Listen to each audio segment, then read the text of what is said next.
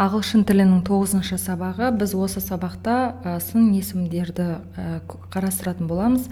Сын есімді күшейтпелі және салыстырмалы түрін қалай жасайтын үйренетін боламыз.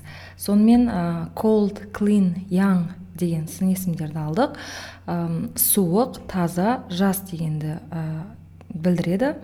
Сонымен осы сын есімдерді қалай салыстырмалы шырайға алмастырамыз. Өте оңай, бар болғаны сөздің соңына ER жалғауы жалғанады. Мұнда cleaner дейміз, келесі younger дейміз. Colder, cleaner, younger. Суықтау, тазалау, тазарақ, немесе жастау, жасырақ деген сөз. Келесі ең суығы дегенді, яғни күшейтпелі түрін жасау үшін EST жалғауын жалғаймыз. Coldest, cleanest, немесе youngest дейміз.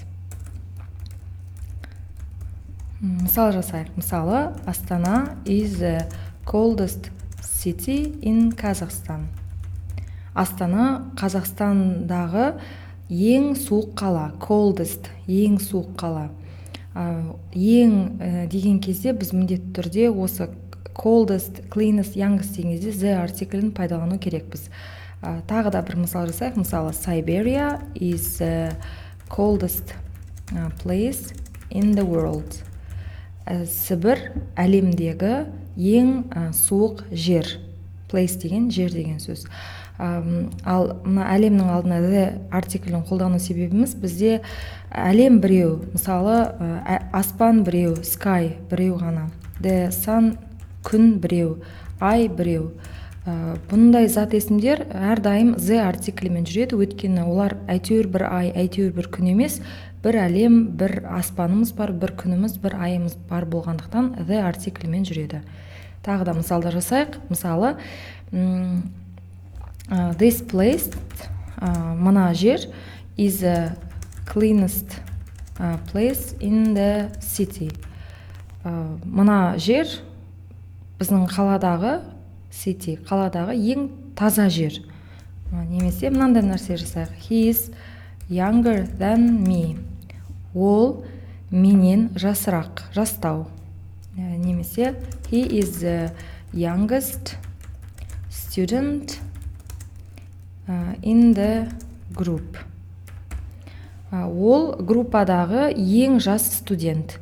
Яғни youngest, cleanest, coldest деген кезде біз the артиклін пайдаланамыз. Ал younger деген салыстырмалы шырай түрін пайдаланған кезде біз the артиклін пайдаланбаймыз. Мысалы, тағы да мысалдар жасайық.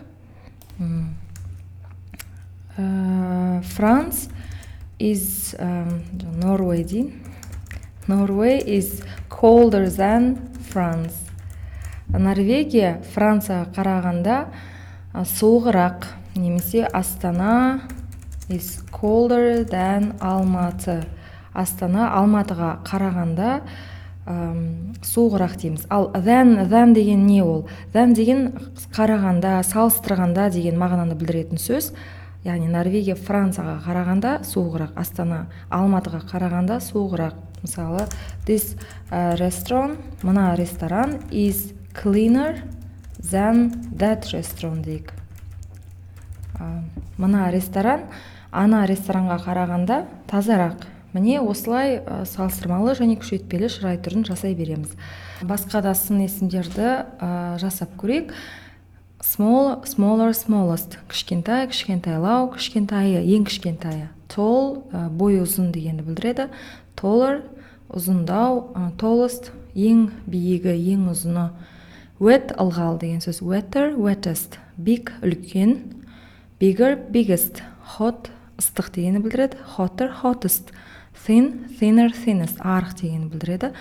Яғни үлкен, үлкенірек, ең үлкені дейміз. Мұнда үндестік заңына байланысты екі негізі бір т, бір г-ға бітеді, бірақ er жалғауын жалғау үшін міне былай wetter, bigger, hottest, thinnest деп жасалынады. Енді бұл сын есімдердің барлығының бір ұқсастығы, барлығы бір буыннан тұрады. Бір буынды сөздер кезінде салыстырмалы және күшейтпелі шырай осы er, es жалғаулары арқылы жасалынады. Ал егер сын есім екі буыннан тұратын болса, онда күшейтпелі және салыстырмалы шырай сәл басқаша жасалынады. Ол да өте оңай жасалынады. Бар болғаны more және most деген сөздер сын есімнің алдына қойылады. Мысалы, careful деген сөз ұқыпты, абай, сақ болу деген мағынадағы сын есім. Мысалы, ұқыптырақ деп айтсақ, more careful дейміз. Яғни сын есімнің алдына more деген сөзді қойсақ болғаны, сын есім салыстырмалы шырайға өтеді. Немесе most careful, ең ұқыптысы, ең зейіндісі. Мысалы, мынандай мысал жасайық. He is the most careful driver. Ол ең ұқыпты жүргізуші. Немесе be more careful. Сақтау бол, ұқыптырақ бол деп міне осындай мысалдар жасаймыз. Бірақ кейбір сын есімдерге more, most'ты да пайдалануға болады, және алдын үйренген er және est жалғауында пайдалануға болады. Мысалы, clever, simple, narrow деген сөздер екі буынды сөздер, бірақ бұларға екі түрінде жасай аламыз. Clever, cleverer, cleverest. Ақылды, ақылдырақ, ең ақылдысы. Немесе clever, more clever, most clever деп жасауға болады. Simple, қарапайым, қарапайымдырақ, ең қарапайымы. Simpler, simplest. Narrow, narrower, narrowest. Тар деген сөз. Мысалы, көшенің тарлығын айтады. Тарлау, ең тар көше деп айтсақ болады, narrow street деп. Немесе more narrow, most narrow деп те қолдануға болады. Дәл солай, quiet, quieter, quietest. Тыныш, тынышырақ, ең тынышы. Dirty, pretty, happy деген сөздерде барлық сын есімдер y әрпіне бітеді, және бұларға er жалғағанда бірден жалғанбайды. Міне er болып жалғанады. Яғни y әрпі I әрпіне ауысады. Бұларға да more, most'ты пайдалануға болады, және алдыңғы үйренген форманы да пайдалануға болады. Dirtier, dirtiest, кір, кірлеу, ең кірі. Pretty, әдемі, prettier, prettiest, әдемілеу, әдемірек, немесе ең әдемісі. Happy, happier, happiest, бақытты, ең бақыттырақ, ең бақыттысы деп жасаймыз. Ал егер сөздер, яғни сын есімдер екі буын емес, үш буыннан тұратын болса, онда more және most'ты ғана пайдаланамыз. Er, est жалғауын пайдалануға болмайды. Мысалы, beautiful, more beautiful, most beautiful. Әдемі, әдемірек, әдемісі, ең әдемісі. Intelligent, парасатты, more intelligent, парасаттырақ, парасаттылау. Most intelligent, ең парасаттысы. Interesting, қызықты, expensive деген қымбат.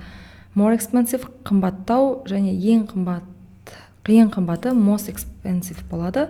Мысалы, this car is the most expensive car in the world десек болады.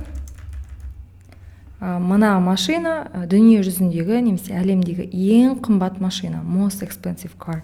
Мысалы, мынандай мысал жасасақ болады. This book is more interesting than that book. Ана кітапқа қарағанда, than деген қарағанда, мына кітап қызығырақ деп мысалдар жасаймыз. Бірақ кейбір сын есімдер бұндай заңдылықтардың барлығына бағынбайды, яғни more, most өшіреміз. Good, bad, little, much деген сын есімдер жақсы, жаман, түгелмен басқа сөзге ауысады. Мысалы, жақсы, жақсырақ, better, ең жақсы best болады. Bad, жаман, жаманырақ worst, және ең жаманы worst болады. Little, кішкентай, аздау, ең азы. Much, көп, more, көптеу, және most. Міне осы сын есімнің more, most'ты басқа сын есімдердің күшейтпелі және салыстырмалы шырайы үшін пайдаланылады екен. Сонымен мысалдар жасайық. Мысалы, he is the best student in the group. Ол группадағы ең жақсы, ең күшті студент. Мысалы, this book is better than that book. Ана кітапқа қарағанда than, мына кітап жақсырақ. Немесе this book is worse than that book десек болады. Мына кітап ана кітапқа қарағанда жаманырақ, worse, жаманырақ деп айтамыз. Мына сөздермен мысал жасайық. Мысалы, this car is more expensive than that car. біз білеміз, яғни мына машина ана машинаға қарағанда қымбатырақ деп айтуға болады. Дәл солай мына less-ті да қолдануға болады. This car is less expensive than that car. Мына машина ана машинаға қарағанда арзанырақ, яғни қымбаты аздау, арзанырақ дегені. Әрине арзан деген жекеше сөзде бар. Мысалы cheap деген сөзді қолдануға болады. Мысалы қазір жазамын. This car is cheaper than that car. Мына машина ана машинаға қарағанда арзанырақ. Арзан деген жеке сөзде бар.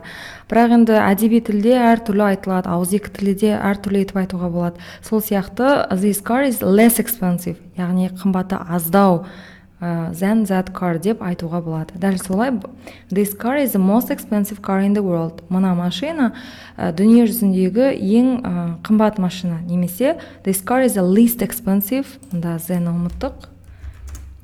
Expensive car in the world. Мына машина әлемдегі ең арзан машина. Немесе cheapest, мынадан cheapest car in the world деп айтуға болады. Сонымен біз ағылшын тілінің 9-шы сабағында сын есімдерді күшейтпелі шырайға және салыстырмалы шырайға қалай алмастыратынымыз туралы үйрендік. Яғни егер сын есім бір буынды немесе кейде екі буынды сын есімдер ER, EST жалғау арқылы жасалынады, ал үш буынды немесе екі буынды кейбір сын есімдер more және most сөздері арқылы күшейтпелі және салыстырмалы шырайға алмасады.